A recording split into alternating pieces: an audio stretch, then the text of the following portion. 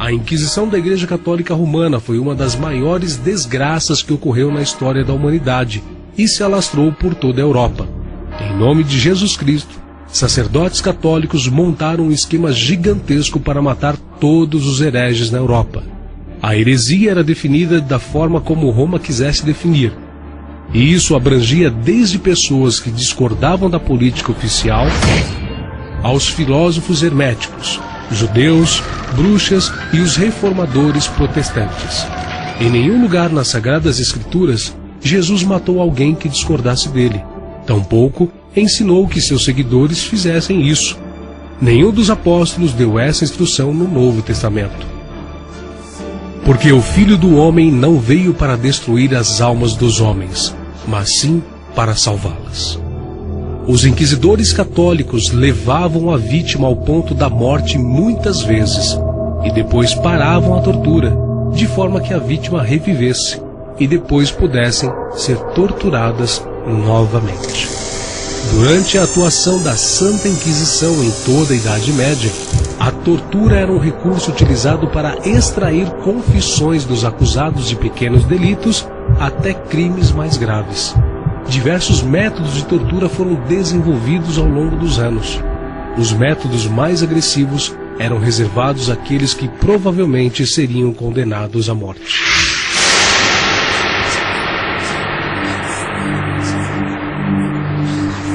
Pesquisando os instrumentos e formas de tortura empregados pela Inquisição, percebe-se que estes não diferiam em nada daqueles empregados contra os mártires da Roma pagã. Os mártires eram suspensos por um pé ou por ambos e crucificados, e as mulheres eram suspensas pelos cabelos. Outros eram suspensos pelos pés com uma grande pedra presa ao pescoço, ou então cobertos com mel, presos a estacas fixadas no solo e expostos ao sol para serem torturados por moscas e abelhas. Alguns eram suspensos pelos pés, recebiam marteladas na cabeça. Outros eram suspensos pelas mãos amarradas às costas, com pesos amarrados nos pés e no pescoço. Também eram presos a uma grande roda, que depois era atirada de um lugar alto sobre terreno pedregoso. Outros tinham os membros entrelaçados nos raios de uma roda. Permaneciam assim exposto por dias até a sua morte. Também eram amarrados a uma roda estreita, que era girada de forma que o corpo era horrivelmente mutilado nas pontas de ferro fixas sob ele. Eram colocados em uma talha, tracionada por força humana, estirados, esmagados numa prensa. Com as mãos amarradas às costas, eram içados por uma corda, depois soltos sobre pontas aguçadas. Eram açoitados e espancados, seja presos a estacas ou sobre aguçadas espigas de ferro. Outros eram apedrejados e também esmagados debaixo de enormes pedras. Torturados com garras de ferro, onde partes de seus corpos eram rasgados pelos ganchos. Ou então, pendurados de cabeça para baixo, tinham partes do corpo queimado com uma tocha. Eram lançados em caldeirões de óleo fervente ou fritos em uma enorme panela quente. Eram colocados sobre uma grelha de ferro e assados, ou dentro de um boi de bronze sobre o qual era acesa uma fogueira. Outros tinham os olhos e a boca queimados com fogo. Outros eram forçados a sentarem nu sobre uma cadeira de ferro incandescente. Também eram forçados a caminhar em cima de brasas, enquanto o chumbo fundido ou outra substância corrosiva era derramado sobre suas cabeças. Lançados num buraco cheio de brasas, queimados em estacas, jogados dentro de uma fornalha. Uns eram apunhalados, outros tinham os membros amputados um por um até a morte. Decapitados com espadas ou machado, perfurados com uma lança. Outros eram usados como cobaias para alvo de arqueiros. Encerrados ao meio, golpeados na cabeça, braços e pés amputados.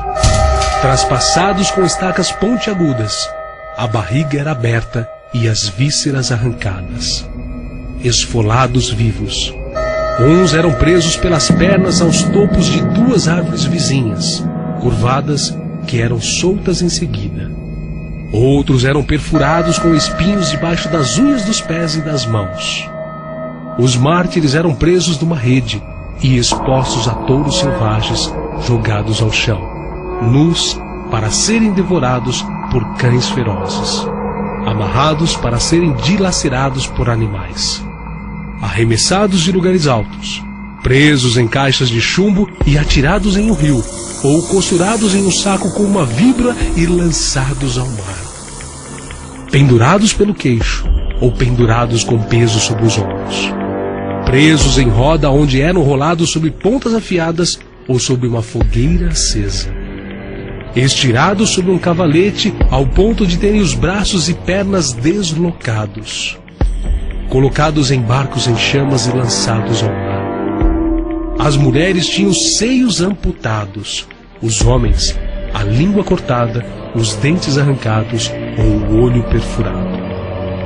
Outros eram presos nus em cavalos indomados e arrastados sobre terreno pedregoso. Também eram enterrados vivos completamente ou até o pescoço. Todos estes suplícios os mártires sofriam com resignação, sabendo que teriam uma recompensa celestial reservada para eles, a qual é sobreexcelente a dor física ou humilhação a qual foram expostos. Porque para mim, tenho por certo que as aflições deste tempo presente não são para comparar com a glória que em nós há de ser revelada. Além de todo o massacre que era realizado em nome de Deus durante a Inquisição, a Igreja também organizou guerras religiosas intituladas de Guerra Santa. O objetivo alegado pela Igreja Católica para a realização destas guerras era a reconquista da Palestina, ou Terra Santa como é chamada hoje, a qual nesta época estava de posse dos árabes muçulmanos. O Papa prometeu perdoar os pecados de todos aqueles que fossem para a guerra.